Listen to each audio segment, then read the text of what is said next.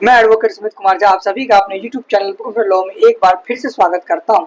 जैसा कि आप सब जानते हैं कि मेरा चैनल लॉ से रिलेटेड है। इस पर हम कानूनी जानकारी देते हैं, लीगल प्रोविजन को डिस्कस करते हैं।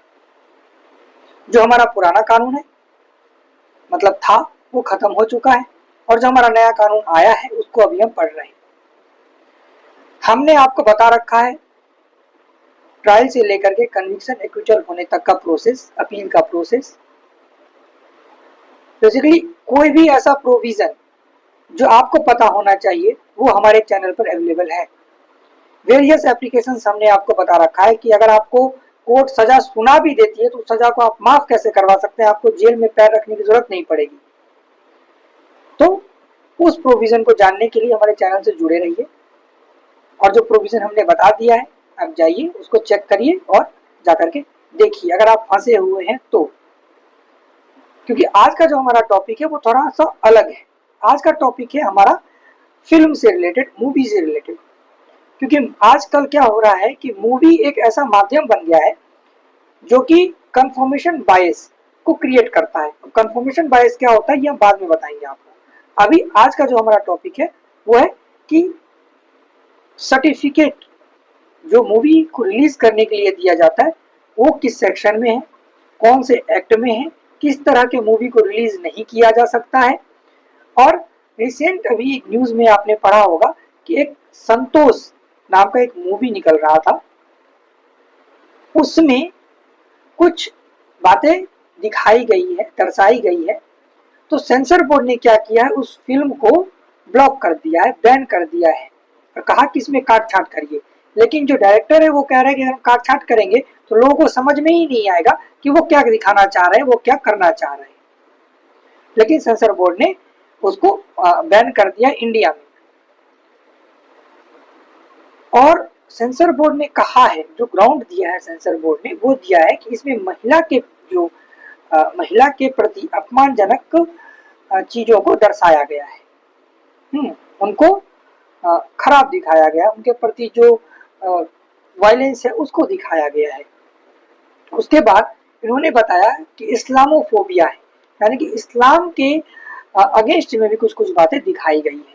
उसके बाद violence in the Indian police force में जो वायलेंस है उसको भी इसमें दिखाया गया है। इसीलिए इसको हम बैन कर रहे हैं, ये मूवी रिलीज होने लायक नहीं, ये उन्होंने कहा है।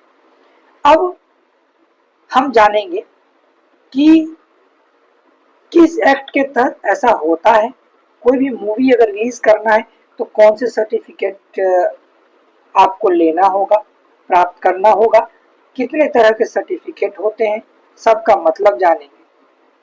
किस तरह के मूवी को रिलीज नहीं किया जा सकता है, क्या क्या ग्राउंड है उसको भी आज हम जानेंगे। सबसे पहले एक एक्ट है द सिनेमाटोग्राफ एक्ट 1952। इसके तहत ही पूरी बातें कही गई है और इसी के तहत ये जो सेंसर बोर्ड है वो इस्टेब्लिश होता है सेक्शन 3 के तहत। सेक्शन 3 में जो एक्ट हमने आपको बताया उसका सेक्शन 3 में एक बोर्ड होता है, जो बोर्ड डिसाइड करता है कि कौन से मूवी को रिलीज होने देना है और कौन से मूवी को रिलीज नहीं होने देना है। CBFC कहते हैं उसको, central board of film certification.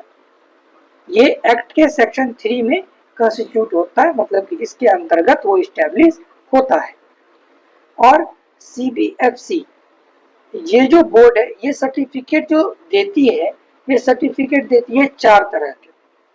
पहला सर्टिफिकेट देता है यू सर्टिफिकेट, यानी कि आपका मूवी रिलीज हो जाएगा बिना किसी रिस्ट्रिक्शन के। उसके बाद UA सर्टिफिकेट देता है, रिस्ट्रिक्टेड तो रहेगा, मतलब अनरिस्ट्रिक्टेड है, कोई रिस्ट्रिक्शन नहीं है, लेकिन इसमें पेरेंटल कंट्रोल होता है कि बच्चे को देखने देना है कि नहीं देखने देना है, ये पेरेंट पर डिपेंड करता है। ठीक है। उसके बाद ए सर्टिफिकेट मिलता है, यानी कि सिर्फ एडल्ट के लिए अवेलेबल होता है, बच्चों के लिए नहीं होता है। उसके बाद एस सर्टिफिकेट होता है। इस एस सर्टिफिकेट का मतलब होता है कि कोई भी स्पेशल क्लास के लिए ये अवेलेबल होता है, अदरवाइज ये सबके लिए अवेलेबल नहीं होता है। तो ये 4 तरह का सर्टिफिकेट होता है। ये सर्टिफिकेट देता कौन है? Central board of film certification का जो बोर्ड होता है वो देता है। और ये सेक्शन 4 एंड 5A में लिखा गया है इस एक्ट का। तो सर्टिफिकेट के बारे में आप को पता चल गया होगा। उसके बाद ये मैंडेटरी है, अगर आप कोई भी मूवी बनाते हैं ना तो ये मैंडेटरी है कि आपको एप्लीकेशन देना पड़ेगा सेक्शन 4 के तहत, तब उसका जांच होगा और जांच होने के बाद वो बताएंगे कि आपका मूवी रिलीज होगा कि नहीं होगा। वो आपको एक मौका देंगे कि आप अपने जो मूवी है उसको ठीक करिए, काट छाट करिए, उसके बाद दोबारा आइए और तब मूवी रिलीज होगा, अदरवाइज मूवी रिलीज नहीं हो सकती इंडिया के अंदर। ठीक है। उसके बाद कहा गया है कि कब कब मूवी रिलीज नहीं किया जा सकता है। सबसे पहले मूवी रिलीज नहीं किया जा सकता है जब ये सॉवरेनिटी या इंटीग्रिटी ऑफ इंडिया के खिलाफ हो, मतलब कि जो देश के जो भी एकता है उसको तोड़ने का प्रयास करेगा, उस तरीके का मूवी को रिलीज नहीं किया जा सकता। उसके बाद कोई ऐसा जो कि सिक्योरिटी को हैम्पर करता है स्टेट का, यानी कि उस पर लड़ाई झगड़ा हो सकता है, बाहरी आक्रांताई हमला कर सकता है, पीस जो है वो भंग हो सकता है, तो उस तरीके की मूवी को रिलीज नहीं किया जा सकता है। या फिर किसी फॉरेन स्टेट के साथ जो हमारा दोस्ताना संबंध है वो खराब हो सकता है, कोई पब्लिक ऑर्डर है या फिर कोई डिसेंसी है, मॉरलिटी है, हाँ, या फिर कोई डिफामेशन या कंटेम्प्ट ऑफ कोर्ट है, आप किसी का अपमान कर रहे हैं या कोर्ट का कोई आदेश है उसका पालन नहीं कर रहे हैं, तो और या फिर